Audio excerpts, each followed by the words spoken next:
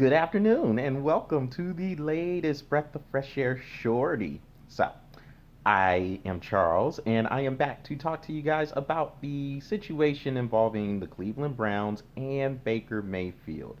So, reason why I wanted to talk to you about this is because, well, it's been in the news a lot in terms of what has been going on with the quarterback the Browns traded for, which is, of course, Deshaun Watson.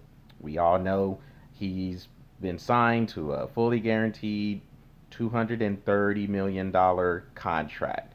Some other cases have come through. So now the number of lawsuits is up to 24. And with these last two lawsuits that got filed, I guess last week or within the last week and a half or so, now you have a situation where there might be some criminal charges being looked at again, maybe, and also the possibility, slight possibility, I don't know if this is going to happen or not, of course, but there's a possibility that if the charges are found to be enough for a grand jury to try Deshaun Watson, which, of course, if it is a criminal indictment, he could go to jail if he's found guilty of these charges. Then the Browns, I guess, have some clauses in the contract that says the contract can be voided. The guarantees could be voided. Now, of course, I asked the question last week. Well, if you're talking about the guarantees could be voided, that means the whole contract would be voided, right? Because the whole thing was guaranteed, as far as we know. But this is not necessarily about Deshaun Watson. I just wanted to bring him into the situation for context with the whole overarching situation the Cleveland Browns find themselves in. There is a lot, and I mean a lot, of question what the future holds for Deshaun Watson right now. And the way the contract was structured, it, Watson was supposed to make $1 million this season, this upcoming season. Now, this, of course, is due uh, to the pending suspension that may be coming down the pipe from the NFL, depending on how they want to deal with things. But there's so much stuff that continues to trickle out. You have those two lawsuits I mentioned, the explosive story that came from Jenny Vrentas of the New York Times, detailing how I guess there were 66 women Watson got massages from, and uh, how the Houston Texans security or chief head of security it pretty much enabled this by putting together non-disclosure agreements. It's a mess. Just read the story. A lot of stuff that's in that story. But in terms of the Browns and Baker Mayfield, I think that ship has sailed. Because last week, a lot of people were asking, oh, well, should the Browns talk to Baker Mayfield and see what's up with him, see if he wants to come back to him? I think the ship. I think that ship has sailed. I don't think there's going to be any type of reunion, but there could, if, and this is a big, big if. I don't expect any of this to happen, but if Baker Mayfield sits down, does whatever he has to do, talk to his representatives, talk to his wife, whatever. If he comes to the conclusion, hey, I can make myself available and play, Baker Mayfield can actually look pretty good here in this situation. And here's why. Now, I'm not a fan of Baker Mayfield. I don't think he's that great of a quarterback. I think he's good. And with the right team around, you can win with him. Now, when he was healthy in 2020, the Browns made the divisional playoffs. Of course, they beat the Pittsburgh Steelers, got that playoff win, and then they went out to the Kansas City Chiefs. Last year, he was battling an injury to his shoulder. He had a torn labrum, and he was trying to battle through it. I still don't understand why Kevin Stefanski didn't take him out, the head coach. I don't understand why he didn't take him out because Baker Mayfield was not an effective quarterback last year, simply put. But you can win with them with the right team around him, and the Browns have a good roster. But here's the thing. Now, there's going to have to be a lot of come to Jesus meetings going on. There's going to have to be a lot of putting the pride to the side. Uh, let's start with the Cleveland Browns. Now, the Browns, they've already made it apparent they are all in. They wanted to get Deshaun Watson, and they felt like this is the guy that could put them over the top. Now, I don't think anybody is going to sneeze at the fact about, or if someone was to come to you and say, "Hey, Deshaun Watson's a better quarterback than Baker Mayfield," I don't think you're going to get too many arguments there. That is an upgrade. How much of an upgrade is a question, especially now because Deshaun Watson has not played in a year and we don't know what his future is. But based off of what he has done up to the time where he said he didn't want to play another game for the Texans anymore, Deshaun Watson was a top 6, 7 quarterback in the league, and he led the league in passing yardage back in 2020.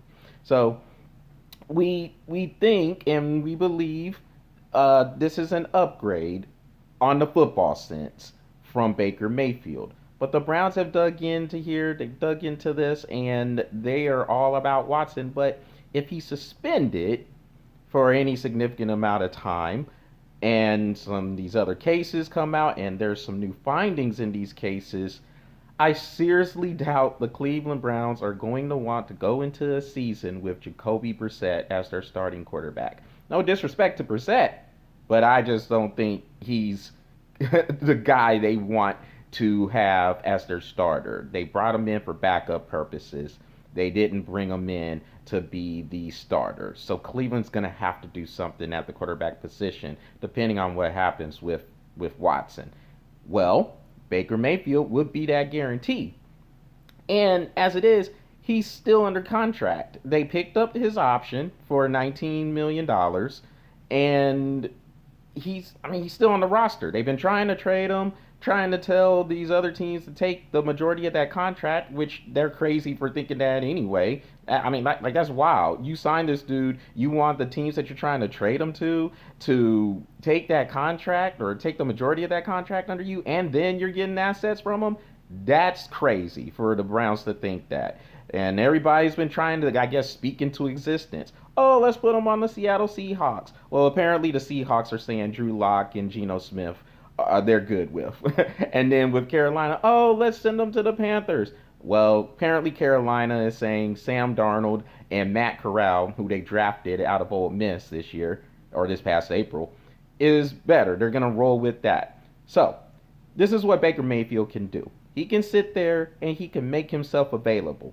If he does make himself available and the Browns decide they want to try to talk to him to have that insurance policy kick in, then Baker Mayfield can make himself really marketable for the year after. He could play this year and have a good year. Let's say he could put together 35 touchdowns and 7 interceptions and throw for 400 and 500 yards, something like that.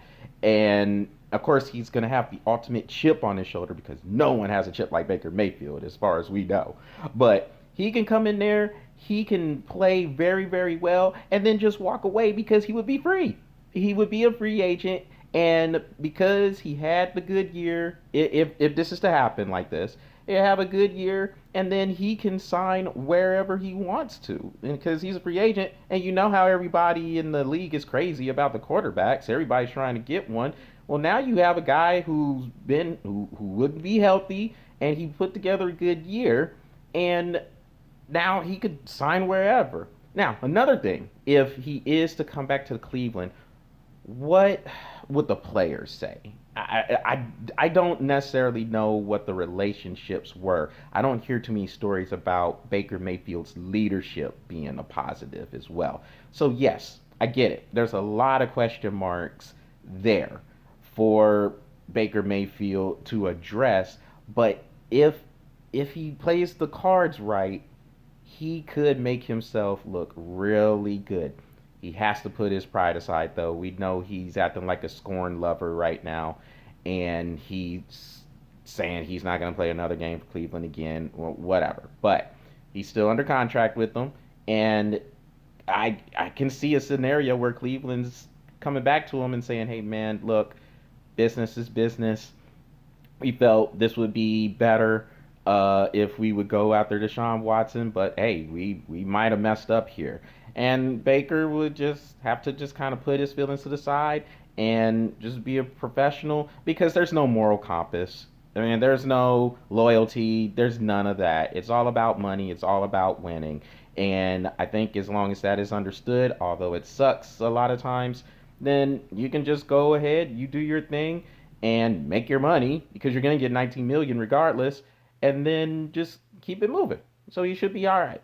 So we'll see if Baker Mayfield does that. Of course, I don't see that because I think his pride and his feelings are going to get in the way. But if he didn't, there is a possibility he could come out looking good out of this if things fall the right way. Well, that's what I'm breathing on for today. Y'all make sure y'all check out the Breath of Fresh Air YouTube channel, smash that subscribe button, and keep the lights coming on the Breath of Fresh Air Facebook page. Until next time, y'all take care and have a great Monday.